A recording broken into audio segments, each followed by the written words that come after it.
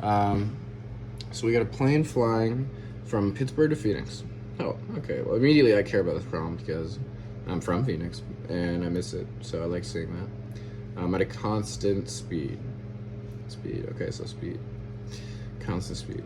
Alright, well, planes don't fly at a constant speed in real life, so, but we'll go with it. Plane stops in St. Louis. Oh, I moved to St. Louis in high school. That's cool. And I used to fly from Phoenix to St. Louis in November, actually, every year because of Thanksgiving when I was growing up to visit my aunt and uncle. It's cool. It's really fun. Okay, so anyways, continuing the task. The plane stops in St. Louis and Albuquerque along the way. Albuquerque, I know, is in New Mexico. I don't know exactly where it is, though. So what is the distance between St. Louis and Albuquerque is our question. So it's asking for distance, okay. I can't highlight this because it's part of the picture, but I'm going to metaphorically highlight distance in my head between St. Louis and Albuquerque. So when you go to the chart, let's see, we got St. Louis and Albuquerque. Let's see. I'm gonna go ahead and write this down. So we got St. Louis to Albuquerque. Oh, I hope I spelled that right. Let's see. So the time was 1 hour, 42 minutes.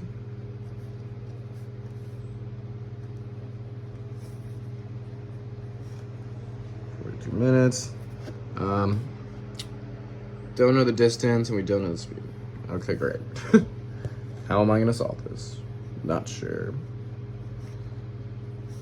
Let's see. Let's take a look back at the problem because I don't have enough information to find the distance from St. Louis to Albuquerque like this. All right.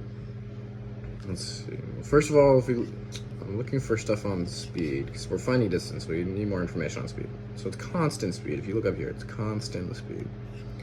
So we know whatever the speed is going to remain the same throughout the entire time. So that's good. Let's see. Let's look at our table of information.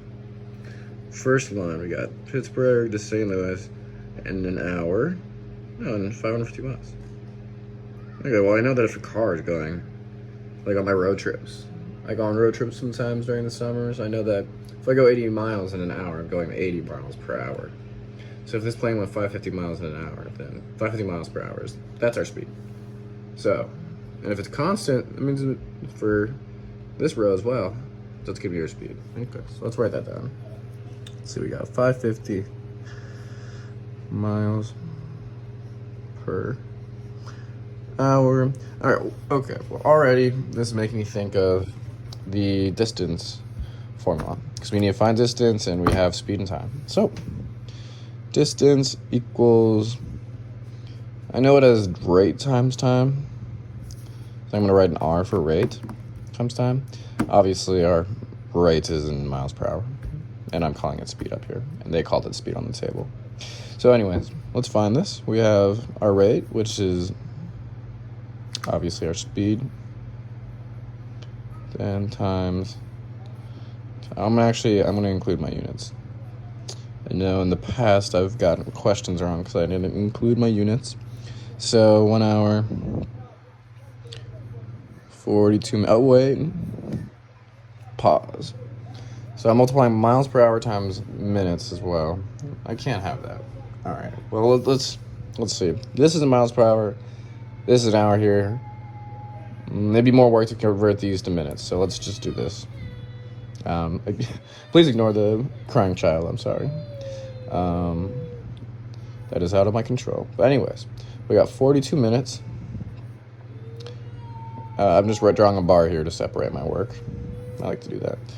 So we have 42 minutes in an hour, right? So that's the fraction of an hour. Well, I know 45 minutes is quarter till the hour, which is about 3/4. So let's just go ahead and convert this fraction. I'm going to divide by, let's see, I'm trying to think of something common that I can divide by. 6, okay. I'll divide by 6. So let's do that. I'm just going to write a division symbol here. Divide by 6 over 6 equals 7 over 10. Okay, cool. So we have I don't mind working with the fractions, so let's do it. 550 miles per hour times 1 and 7/10 of an hour. Okay, well, let me go ahead and convert the fraction from a mixed number to a fraction. Okay, 10 times 1. This is the method I like. I multiply the denominator by the whole number, and then multiply by and then add the numerator. My bad. So 10 times 1 is 10, plus 7 is 17. 17 tenths. And yep, we just added 10 over 10, so yeah. 17 tenths. 5 times 550. I can simplify 10 and 550. I already see that. I can just cross this out, divide 550 by 10, which gives me 55. Divide 10 by 10. It's 1. So now I have 55 times 17. All right, simple enough.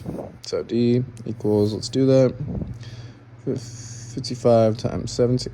All right, so we have 7 times 5, 5, 3, 35. 7 times 5 again, 35 plus 3, 38. All right, now we have 0. Drop that down. 1 times 5 is 5. And 1 times 5 is 5. All right, so 5. So 8 plus 5 is 13. Carry the 1. 4 plus... Oh, no. 3 plus 1 is 4. Plus 5 is 9. 935. All right, there we have it. 935 miles per hour.